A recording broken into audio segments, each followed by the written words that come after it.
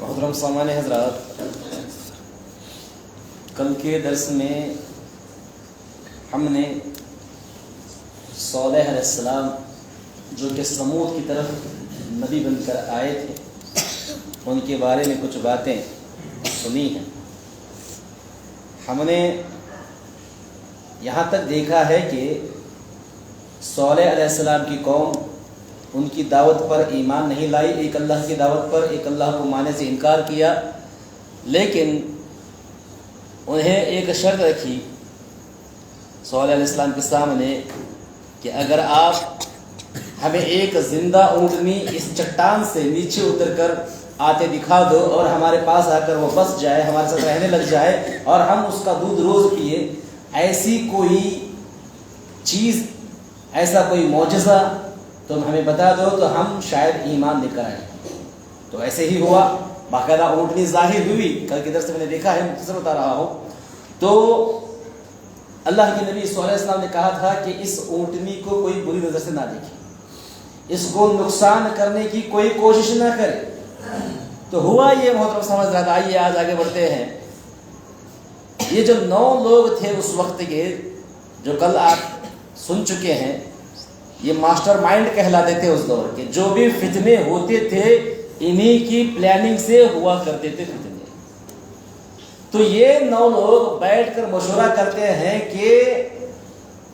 ہم کسی بھی صورت میں صالح کا جو غلبہ ہے، ابھی یہ اونٹنی آنے کے بعد بہت سارے لوگ اس کی طرف متوجہ ہو رہے ہیں، اس کو ختم کر دیں گے اور پھر سے ہمارا غلبہ ہماری قوم پر ہو۔ یہ سوچ کر کیسے کیا جائے، کیا کیا جائے، اس کے پلاننگ شروع ہو گئی۔ اور ان کو ابھارنے کے لیے کچھ مشرک لوگ ایسے تھے جن کو انہیں آفر دینا پڑا۔ خاص طور پر ایک عورت تھی جو بہت رئیس تھی، بہت پیسے والی تھی، خوبصورت بھی تھی، وہ طلاق شدہ تھی۔ اس نے اس 9 آدمیوں میں سے ایک آدمی کے پاس آئی اور کہنے لگی اگر تو اس اونٹنی کو مار دے تو میں تجھ سے نکاح کروں گی اور میری پوری جائیداد تیری، میری اگر تیرے سے نکاح ہو گیا تو میرا تیرے سے نکاح ہوگا تو میری جائیداد تیری ہو سکتی ہے، میں بھی تیری بیوی بن جاؤں گی، میری جائیداد بھی تیری ماتحت میں آ جائے گی۔ اسی کے ساتھ ساتھ ایک بوڑھی عورت تھی جس کے 4 بیٹیاں تھیں اور وہ بھی بہت رئیس تھی، بہت پیسے والی تھی۔ وہ ان 9 میں سے جو لوگ تھے ان کو آ کر کہنے لگی اگر تم اس کا ساتھ دو گے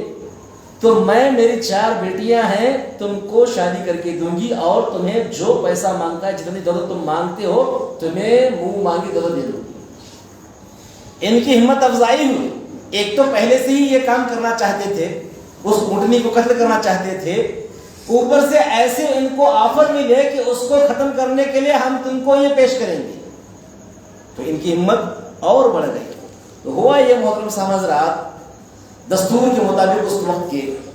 اونٹنی ایک دن پانی پینے کے لیے آئی تو یہ وہاں کنویں پر اس کا انتظار کر رہے تھے۔ جیسے ہی اونٹنی آئی، یہ 4 یا 5 لوگ، جبکہ 9 لوگ تو پلاننگ میں شامل تھے، لیکن خصوصی طور پر جو شادی کا، دولت کا جو آفر ان لوگوں کو آیا تھا، تو یہ وہاں پر جا کر طاق میں بیٹھ گئے اس اونٹنی کو ختم کرنے کے۔ اور انہوں نے کیا کیا، اس اونٹنی کو بری طریقے سے مار دیا، اس کے پیروں کو کاٹ دیا، پھر اس کو ختم کر دیا تیروں سے برسات کر، تیر کے برسات کر، تیر کو مار کر بار بار اس اونٹنی کو ختم کر دیا، ایسی بری طریقے سے مار کر اونٹنی کو ختم کر دیا۔ تو پوری بات قوم میں پھیل چکی کہ جو اللہ کی طرف سے اونٹنی آئی تھی صالح علیہ السلام کی دعا سے، وہ اونٹنی مر گئی۔ اور صلی اللہ علیہ وسلم بڑے افسوس کے ساتھ کہنے لگے اے میری قوم کے لوگوں، تم نے یہ کیا حرکت کر دی، تم نے یہ کیسی حرکت کر دی، بارش آ رہا ہے کوئی پریشان نہ ہو، تم نے کیسی حرکت کر دی کہ جو اللہ کی اونٹنی تھی تمہارا کیا بگاڑ رہی تھی، تمہارے مطالبے کے بعد میں وہ آئی تھی، تم نے کہا کہ اونٹنی ہمیں چاہیے، ایسا معجزہ ہمیں دکھا دو، اونٹنی آ گئی اللہ کی حکم سے، اور تم اس کو قدر کرتے اس کی، یہ نہیں کہ تم نے اس کو مار دیا۔ اب یاد رکھو اللہ کے وعدے کے مطابق اب عذاب تم پر آنے والا ہے. اللہ نے پہلے ہی کہا تھا کہ معجزہ دیکھنے کے بعد تم کو ایمان لانا پڑے گا, اگر اس کے بعد بھی تم کفر کرتے ہو تو تم میرے عذاب سے دوچار ہوگے. اب یاد رکھو اللہ کا عذاب آنے والا ہے, 3 دن خیر منا لو, 3 دن کے بعد اللہ کا عذاب تم پر آ گرے گا. یہ کہہ کر صالح علیہ السلام اللہ کے حکم سے اس زمین کو چھوڑ کر نکل جاتے ہیں اپنی جو قوم کے لوگوں میں سے ایمان لائے تھے ان لوگوں کو لے کر. جمعہ کا دن تھا, نکل گیا. سنیچر وہ بھی آرام سے نکل گیا. جب سنیچر کی رات نکل رہی تھی تو ان کے دل میں ایک طرح کا ڈر شروع ہو گیا, ان کو خوف آنے لگ گیا. وہ سوچنے لگے کہ اب اللہ کا عذاب آنے والا ہے. صالح سچا آدمی, اب ہم نے اس کے وعدے کی مخالفت کی ہے تو ظاہر سی بات ہے اللہ کا عذاب آنے والا ہے, یہ ان کو بھی یقین ہونے لگ گیا. پھر بھی ہوتے ہیں نا کچھ لوگ, چلو جو ہوتا ہے دیکھ لیں گے,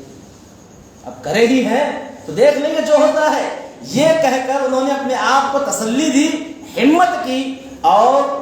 رات بیتی, صبح ہوئی.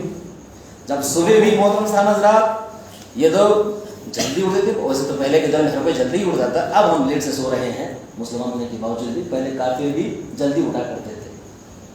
صبح بھی جلدی اٹھے, فریش ہوئے, نہا دھوئے, عطر وغیرہ لگائے, یہ سب باتیں ہیں اس کے, عطر وغیرہ لگایا اور بیٹھ گئے دیکھتے ہیں کیا ہوتا ہے.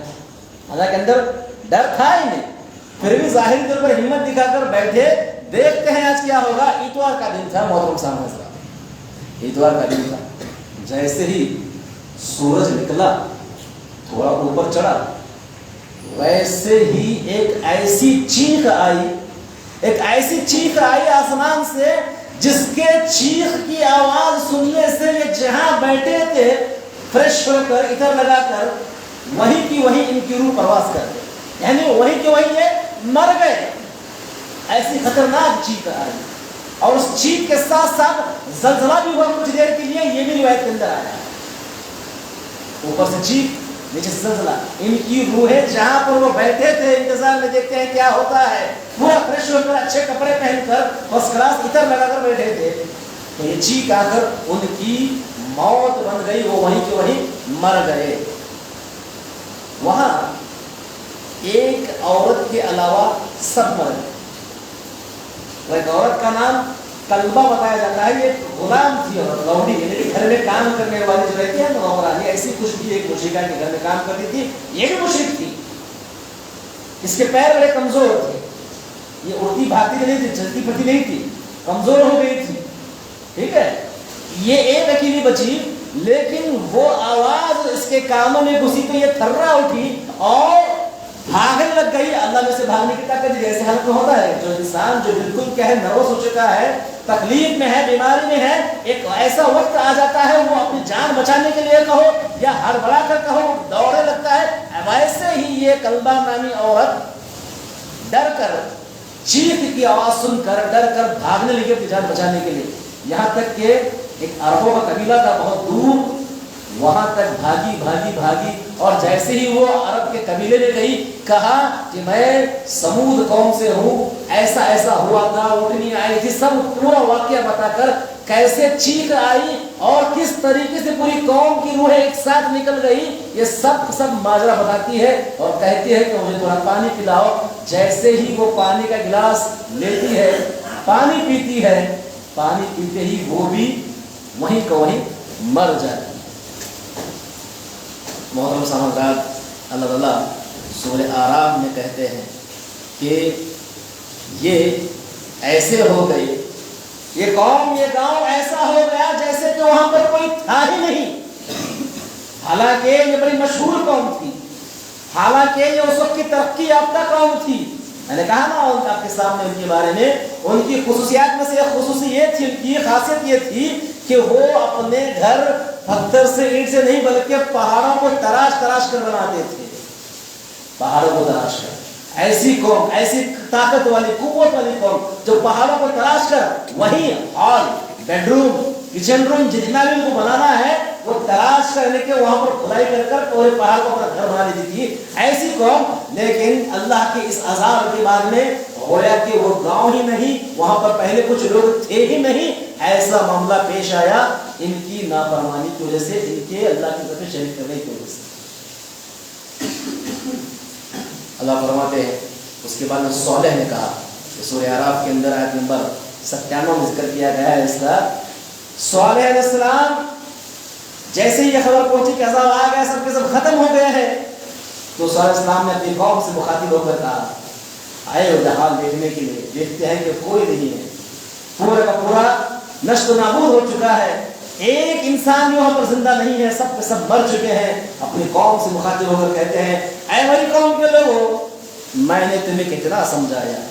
میں نے تمہیں کتنا سمجھایا، میں تمہیں کتنا خیر کی دعوت دی اور تم خیر اختیار کرو، اس کے لیے میں نے اللہ سے 2 رکعت نماز پڑھ کے تمہارے لیے اونٹنی بھی منگوائی جیسے کہ تم چاہتے تھے، اس کے باوجود تم اس خیر کو نہیں اپنایا بلکہ تم شرارت کرتے گئے اور یہی شر کی وجہ سے آج تمہارا یہ حال ہوا ہے۔ کاش کہ تم ایمان لے کر آتے، کاش کہ تم میری بات سن لیتے، کاش کہ تم ایک اللہ پر ایمان لا کر اس اونٹنی کی عزت کرتے تو آج تم کامیاب ہو جاتے دنیا کے اندر اور آخرت میں بھی تمہارا ٹھکانہ جنت ہوتا، لیکن تمہارے اس رویے نے، تمہاری اس حرکت نے تمہیں دنیا کے اندر بھی عذاب دے دیا، اللہ نے تمہاری حرکت پر عذاب دے دیا اور آخرت میں بھی تم جہنم میں جلنے والے ہو، یہ تمہارے لیے ہے۔ آپ کو یاد آ رہا ہوگا محترم سامعین حضرات، اسی کے ہو اللہ کے رسول صلی اللہ علیہ وسلم بھی جنگ بدر کے وقت ایسے ہی خطاب کیے تھے اللہ کے نبی اپنے قوم کے لوگوں کے ساتھ۔ معلوم ہے اس وقت بہت سارے لوگ مشرک مر چکے تھے جنگ میں، اچھے لوگ اس وقت کے جو خاص لوگ تھے جیسے کہ ابو جہل پورا مکہ کا سردار بنا تھا، ایک طرح کا سمجھ کہ عام بھاشا میں ڈان تھا وہ مکہ،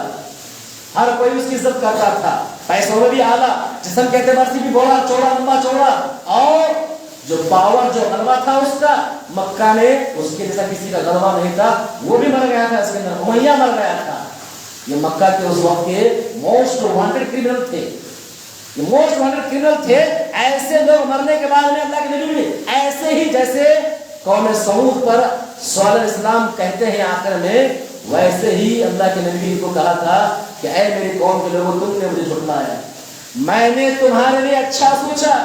میں نے چاہا کہ تم ایمان لے کر آؤ، میں نے چاہا کہ تم کامیاب بن جاؤ، لیکن تم نے مجھے جھٹلایا، تم نے مجھے مکہ سے باہر کر دیا، مجھے مجبور مدینہ آنا پڑا اور میں تمہارے لیے جنت کی خوشخبریاں لے کر آ رہا تھا، تم نے ایسے حرکت کیے، تم دنیا کے اندر بھی سزاوار ہو چکے، تم دنیا کے اندر بھی عجیب موت سے، ذلت کی موت سے مر گئے اور تمہیں جہنم میں بھی عذاب ہوگا، افسوس ہے تم پر، افسوس ہے تم پر کہنے لگے۔ تو وہاں پر وہ صدیق کہتے ہیں اور اس کے علاوہ بہت سے صحابہ تھے، اے اللہ کے نبی آپ کس سے بات کر رہے ہیں، آپ کس سے بات کر رہے ہیں، سب کے سب مر چکے ہیں، اب کرنے سے کیا فائدہ، اللہ کے نبی چھوڑ دیجئے ان باتوں کو۔ تو کہتے ہیں اے ابو بکر یہ میری آواز کو سن رہے ہیں، اللہ میری آواز ان تک پہنچا رہا ہے، یہ اللہ کے نبی کہتے ہیں، یہ آپ کو یاد آ رہا ہوگا۔ بہرحال محترم صاحب حضرات، یہ قوم سمود تھی جو اتنی ترقی ہونے کے باوجود بھی، اتنی طاقتور ہونے کے باوجود بھی اللہ تعالیٰ کے عذاب کا مقابلہ نہیں کر سکی، نہ تو کسی کے اندر طاقت اللہ کے عذاب کا مقابلہ کرنے میں اور نہ ہی کسی کے اندر یہ سخت ہے کہ اللہ کے عذاب کو سہ سکے۔ کوئی انسان یا کوئی قوم اللہ کے عذاب کو نہ تو دنیا میں سہ سکتی ہے اور آخرت میں کسی کو سہنے کی بات ہی نہیں کر رہے ہیں، اور بدترین عذاب ہے،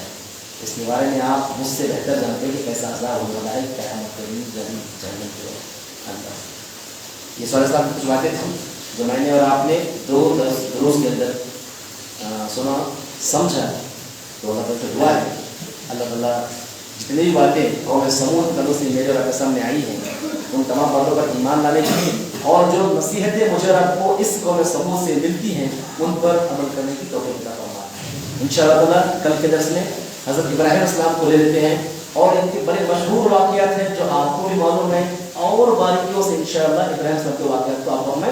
دیکھنے کی، سننے کی، سمجھنے کی کوشش کرتے ہیں انشاءاللہ۔ ایک لمبا پیریڈ گزرنے والا ہے ابراہیم علیہ السلام کے واقعات سے، میں آپ سے گزارش کرتا ہوں جس طریقے سے آپ دلچسپی سے آ کر بیٹھ رہے ہیں، سن رہے ہیں، ویسے ہی آئیے گا انشاءاللہ، بہت پیاری باتیں آپ کے سامنے اس درس میں آنے والی ہیں۔ السلام علیکم ورحمۃ اللہ وبرکاتہ۔